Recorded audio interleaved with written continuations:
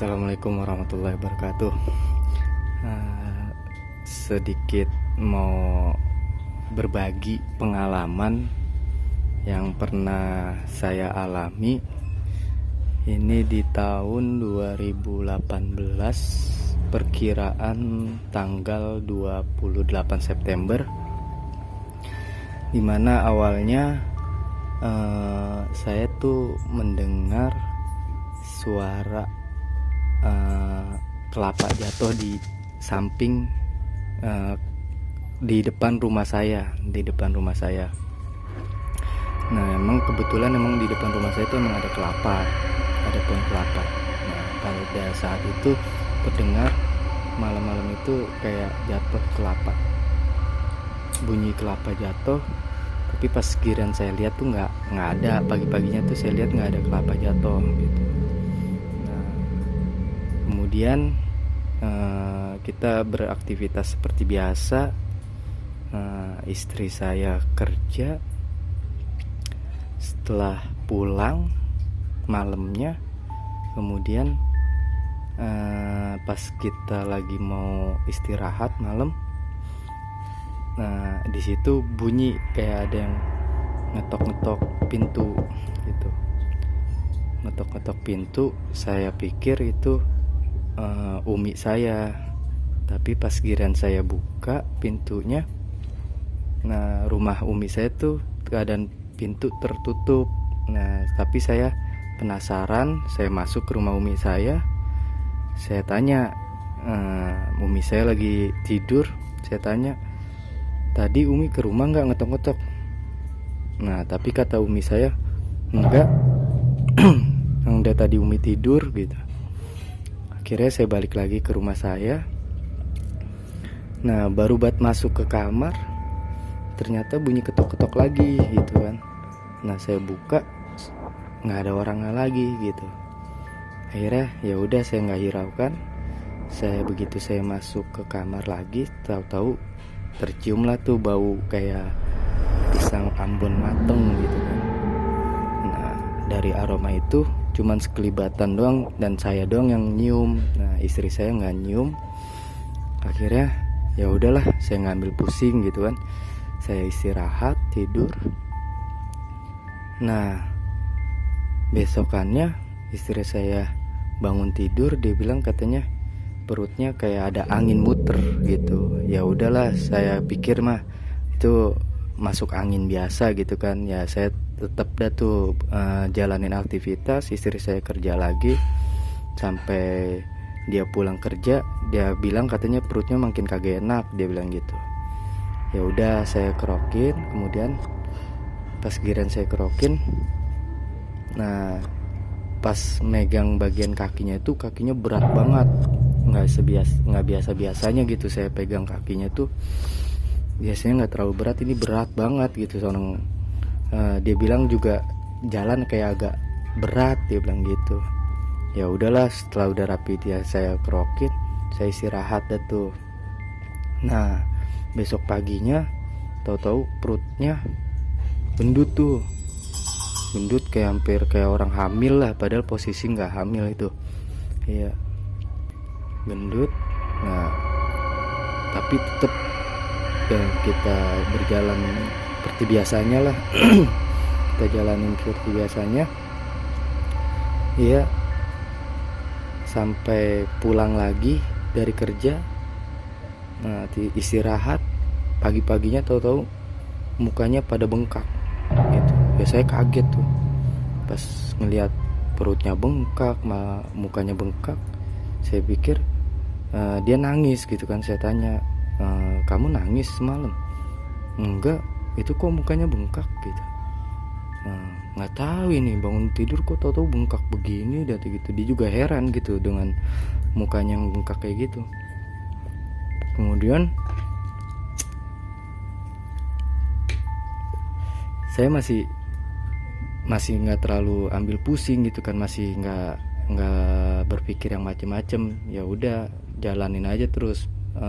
Kemudian hari ketiganya tuh kan, hari pertama perutnya gendut, ke hari kedua mukanya bengkak, pas hari ketiganya, dia pagi-pagi tahu-tahu matanya yang sebelah kiri itu merah, kayak bekas ditonjok gitu kan, ada memar merah di putih-putihnya itu. Putih-putihnya itu hampir merah semua dah yang sebelah kiri. Nah itu saya makin kaget gitu kan, lah ini matanya kenapa gitu. Pas bangun tidur saya tanya, lah nggak tahu, bangun tidur udah begini, dia bilang gitu. Nah di situ saya mulai kagak mulai curiga dah, mulai nggak tenang gini, kayaknya nggak biasanya ini sakit kayak gini gitu kan. Sedangkan yang kemarin aja masih belum sembuh, ternyata kok malah nambah terus tiap harinya gitu kan. Iya, katanya kayak di itu. Nah, saya sempet ngomong sama dia, kalau orang yang nggak tahu mah ini kayak orang dipukulin lu, dia kayak gitu. Ntar sangkanya gua aja yang mukulin gitu kan. Akhirnya saya bawa dah tuh ke rumah mertua saya. Saya ngomongin sama mertua saya, nih istri saya lagi sakit kayak gini. Nah biar nggak ada salah paham sama orang tuanya, saya jelasin. Iya, kemudian barulah saya bawa dia ke berobat alternatif dulu gitu kan. Saya bawa ke mamang saya awal pertama kalinya.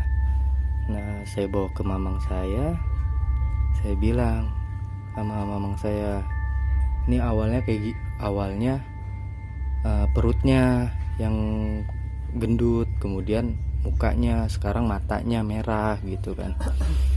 Ini sakitnya wajar apa nggak wajar, saya nanya kayak gitu. Nah, terus emang abis ngapain? Ya nggak ngapa-ngapain gitu kan. Ya udah deh tuh, akhirnya coba tuh dipegang sama mamang saya. Begitu dipegang sama dia langsung kesurupan gitu kan.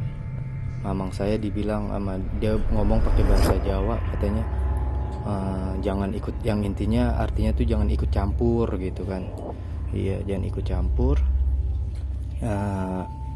Akhirnya sama mamang saya mau coba dikeluarin, tahu-tahu istri saya tuh pingsan gitu kan, pingsan. Dan pas begitu sadar, coba dipegang lagi, nah tahu-tahu dia langsung kesurupan lagi. Dia ngambil rokok, dia ngerokok, dia ngopi. Dia bilang,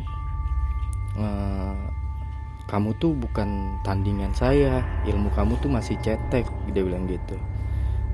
Akhirnya pas giliran mau dikeluarin lagi, dia pingsan lagi gitu kan. Setiap mau dikeluarin pasti pingsan gitu. Akhirnya kemudian saya pulang dah tuh. Saya pulang, saya ngomong sama kakaknya.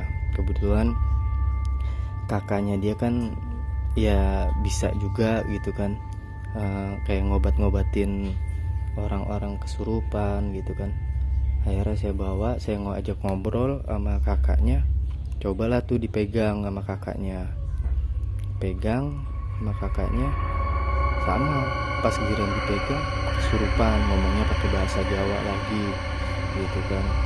Dia bilang gitu, ilmu kamu tuh masih cetek, bukan lawanan saya gitu, kata yang jinnya ini yang masuk ke istri saya. Kemudian udah ada seminggu dipegang sama kakaknya, belum ada perubahan, malah makin parah. Istri saya nggak bisa jalan sampai nggak bisa jalan, pada bengkak semua badannya. Akhirnya dia izin dari kerjaannya. Nah disitulah saya coba panggil, ngobrol lagi sama mamang saya. Panggil mamang saya, dia datang ke rumah mertua saya, dia pegang. Akhirnya kemasukan lagi tuh istri saya pas dipegang sama mamang saya. Sama seperti yang pertama, dia bilang, kamu jangan ikut campur, ilmu kamu tuh belum seberapa. Nah di situ tuh saya baru kaget di situ. yang biasanya saya lihat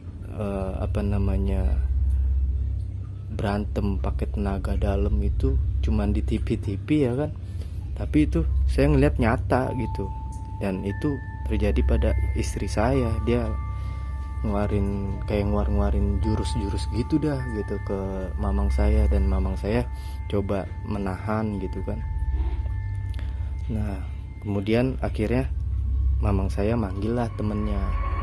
Keesokan harinya temennya mamang saya datang ke situ. Nah tapi anehnya pas giliran temennya mamang saya yang megang, dia nggak kesurupan gitu, cuman sempet gereng-gereng doang mau masuk tapi nggak jadi masuk gitu. Iya. Nah akhirnya pas giliran udah dipegang sama dia, karena istri saya punya pegangan juga, punya keturunan gitulah dari neneknya. Kata temennya mamang saya, dia bilang ini dia punya pegangan juga ya, ada ngikutin, dia bilang gitu, dari neneknya gitu. Akhirnya dia nggak berani, mungkin karena apa kalah tua apa gimana, saya nggak paham juga gitu kan. Iya. Akhirnya udah ada tuh dipegang lagi sama kakaknya. Nah udah ada 3 minggu ya, udah ada 3 minggu. Nah kemudian datanglah tuh suami kakaknya datang. Nah kebetulan dia juga bisa juga, dia sempet nanya sama saya gitu kan, emang belum sembuh juga itu istrinya, dia bilang gitu. Belum mas, saya bilang gitu. Ya udah ntar coba saya lihat, kata kakak ipar gitu kan. Ya udah dah tuh, pas begitu dia lihat, nah dia bilang katanya ini ditenun gitu. Lah saya bingung tuh, ditenun itu apa mas? Ditenun itu seperti disantet, tapi kalau disantet itu kan pakai boneka, kalau ditenun itu pakai zikiran gitu kan. Dan saya juga sempet kaget ngelihat ini gitu, karena saya dulu pernah ngalamin ini, kejadian tenun ini udah sangat lama, di tahun 2002, dia bilang gitu. Makanya saya kaget ngelihat adek ini sakitnya kok sama kayak yang waktu di 2002 saya pegang gitu. Ya udah, di sini harus ada yang berani pasang badan gitu kan. Dalam artian permainan ini ya emang bener-bener minta nyawa gitu kan. Nah di situ saya kaget gitu kan, saya nggak bisa ngomong apa-apa.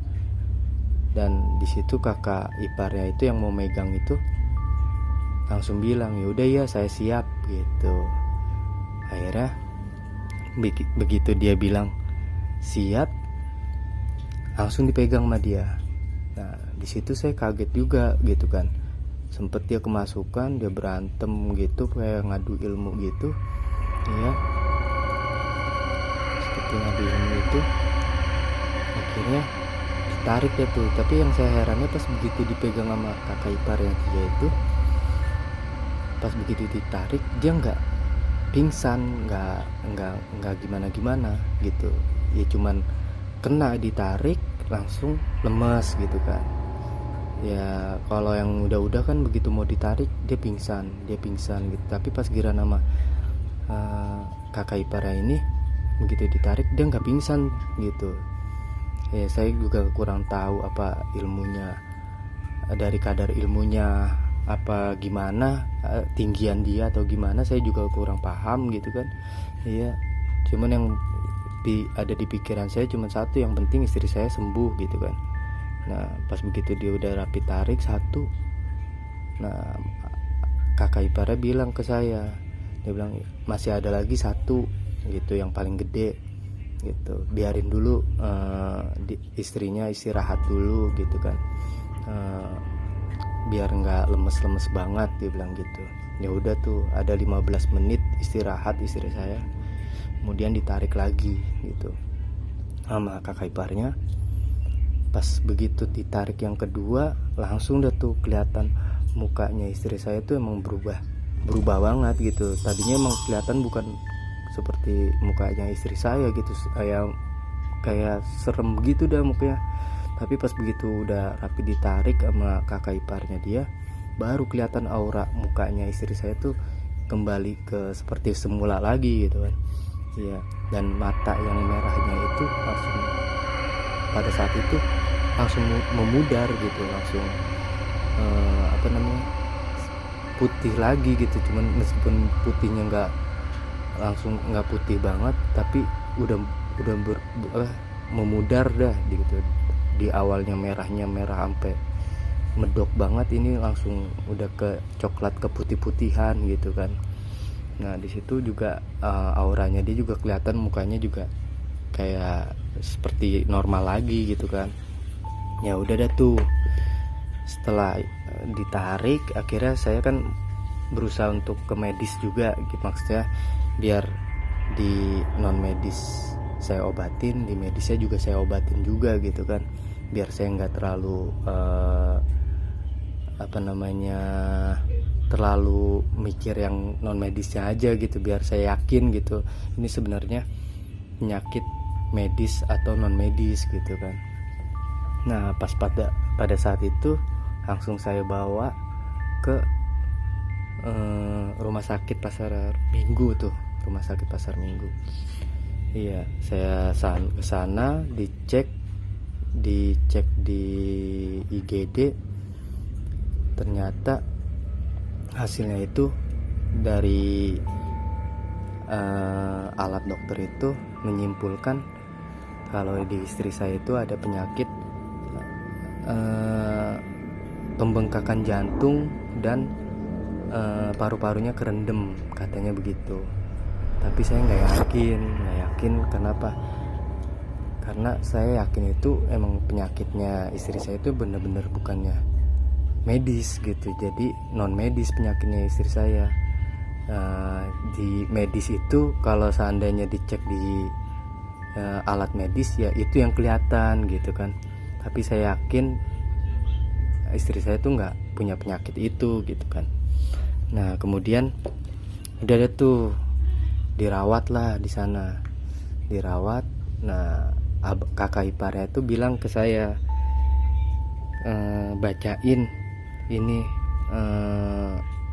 sholawat Jibril khusus buat istrinya, sama Yasin khusus buat istrinya, sampai minimal banget 40 hari dia bilang gitu. Dari pertama kejadian sampai 40 hari lah hitungannya. Kan hitungannya udah 3 mingguan kan pas dipegang sama dia. Ya udah akhirnya saya terus tuh bacain itu Yasin sama sholawat Jibril khusus buat istri saya. Dan alhamdulillah hari demi hari ada perubahan gitu, ada membaik gitu, dari hari ke hari membaikan. Nah kemudian sampai di tes jantungnya sama dokter ahli jantung, jantungnya tuh bagus, paru-parunya juga bagus gitu kan. Tapi pas begitu dicek itu pada bagus, nah wallahu alam, tahu-tahu di depan rumah saya persis, nah itu ada yang meninggal tiba-tiba gitu kan, dengan kondisi muntah darah dalam keadaan tidak sakit apa-apa, tahu-tahu muntah darah dan dia meninggal gitu kan. Dan begitu saya ngomong sama kakak ipar, ya dia bilang ya itu wallahu alam dah, kalau emang mainnya sama jin ya matinya karena jin, dia bilang gitu. Iya, karena permainan pendun ini permainan yang perjanjiannya itu emang nyawa gitu kan. Jadi kalau seandainya di tenun itu harus main kuat-kuatan, siapa yang kuat itu dia yang menang gitu. Dan ya alhamdulillah saya bersyukur gitu kan, lewat perantara berobat gitu istri saya bisa sembuh, dan dengan izin Allah jadi istri saya juga sembuh. pulang udah tuh ke rumah. Ya pas begitu boleh pulang dari rumah sakit, ya alhamdulillah udah kondisi normal lagi, semua seperti biasanya. Iya, jadinya saya bersyukur aja gitu bisa ngelihat istri saya sembuh lagi. Paling itu sih. Itu sebabnya kenapa? Kalau Kok bisa kejadian kayak gitu? kalau sebabnya sih ya kita juga nggak, bukannya kita nuduh atau gimana, itu kembali ke Allah lagi ya. Kalau itu mungkin apa kebetulan atau gimana, apa emang bener atau itu terjadi sama dia, itu saya juga kurang tahu ya maksudnya. Cuman kalau emang sebabnya juga awalnya itu ada yang mau bayarin tanah rumah saya, itu mau dibayarin tadinya. Jadi itu pada waktu September itu, sebelum istri saya sakit itu, awal September kalau nggak salah itu, ada orang mau bayarin, nafsu banget tuh mau bayarin rumah saya di angka 1,7 gitu kan. 1,7 itu udah nafsu banget. Iya, udah berapa kali mondar-mandir tuh ke rumah saya nanyain itu. Nah, emang tetangga depan itu ngeliatin aja gitu, ngeliatin atau apa namanya, kepo lah, ini orang mau ngapain sih gitu kan, mondar-mandir ke rumah saya gitu. Iya, kepo gitu. Dan emang sih saya akuin di situ tetangganya ya lumayan lah gitu kan, ibarat kata lumayan jahil gitu kan. Jadi ya jahilnya itu ya itu pakai alus gitu kan. Iya, pakai alus kayak gitu. Sering ngerjain lah lewat apa dia punya ilmu atau gimana, dia ngetes gitu. Sering banget dah tuh situ. Emang orang-orangnya, tetangganya pada begitu gitu kan. Ya kenapa saya bilang kayak gitu, karena ya setiap saya lagi ngobrol sama orang yang ngerti pasti ngomongnya begitu gitu kan. Ya ini di situ tangganya pada iseng-iseng gitu kan. Ya sebabnya sih ya gara-gara tanah saya mau dibayarin doang gitu. Terus tahu-tahu pada kepo gitu kan, pada ngeliatin gitu. Ya nggak tahu saya juga apa dia iseng atau gimana. Tahu-tahu tuh emang pembeli langsung mental gitu aja tanpa ada kejelasan. Padahal sebelum iya, sebelum dia kepo gitu, padahal tuh pembeli udah fix banget, udah ini banget tuh, udah yakin banget ya mau bayarin gitu kan. Pas kemudian tuh tetangga ngeliatin kayak gitu, tahu-tahu dia mental gitu aja tanpa ada kejelasan apa-apa. Akhirnya nggak jadi gitu. Nah semenjak itu dah tuh, selepas dia kagak jadi beli, tahu-tahu istri saya dah tuh sakit gitu.